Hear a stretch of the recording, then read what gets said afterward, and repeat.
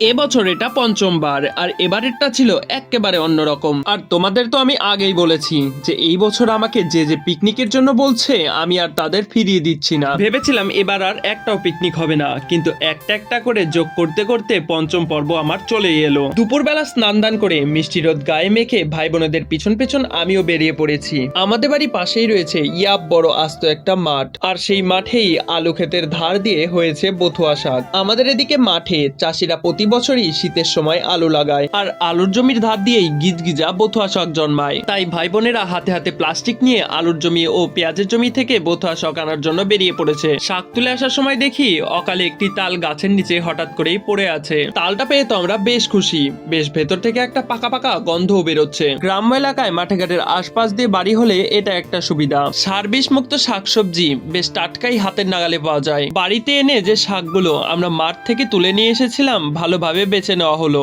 এখন কিছু শহরের লোকজন দেখে বলতে পারে যে 2 টাকার বথুয়া শাক মাঠ থেকে কুড়িয়ে আনার কি দরকার ছিল, কিনে আনলেই তো হতো। সত্যি কথা বলতে আমরাও তেমন একটা মাঠে ঘাটে যাই না, কিন্তু মাঠে গিয়ে নিজের হাতে শাকসবজি তুলে আনা আর তা রান্না করে খাওয়া, তার মজাটাই আলাদা। আজকে আমার এই পঞ্চমবারের মতো পিকনিক হচ্ছে, তার পেছনেও একটা ছোট্ট কারণ আছে। আসলে এর আগের বার যে আমরা পিকনিকটা করেছিলাম সেখানে 50 টাকা বেশি বেঁচে গিয়েছিল, আর সেই টাকা কেউ ভাগযোগ করে না নিয়ে আর কিছু টাকা দিয়ে আজকে আবার পিকনিকের আয়োজন করেছি। 50 টাকার এমন কি, চাইলেই সেদিনেই টাকাটাই খরচ করে দেওয়া যেত। কিন্তু ওই যে বলে না যে খুশিরে খোঁজো কোন পানে, খুশি যে লুকিয়ে আছে তোমারই খোঁজার মাঝখানে। তাই এই খুশিকে খুঁজতে খুঁজতে যদি আরেকদিন আমাদের এই পিকনিকটি হয় তাতে আবার মন্দ কি। আজকে আমাদের এই পিকনিকে বেশি কিছু আইটেম নেই, মাত্র 10 টাকা করে সবাই মিলে দিয়েছি। পিকনিকের মেনুও খুব একটা আহামরি না, ডিমের ঝোল, বথুয়া শাক ভাজি আর স্যালাড। শীতের রাতে উনুনের পাশে বসে আগুন পোয়াতে বেশ একটা ভালোই লাগছে। আর আজকে আমাদের রান্না বাড়া করছেন যিনি, তিনি হলেন আমাদের ময়নাদি। আজকের পিকনিকটা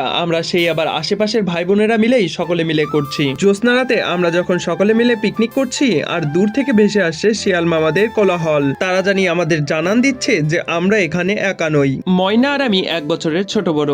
আমরা যখন অন্য বাড়ি থেকে এই বাড়িতে প্রথম এসে উঠলাম তখন আমার বয়স খুবই ছোট।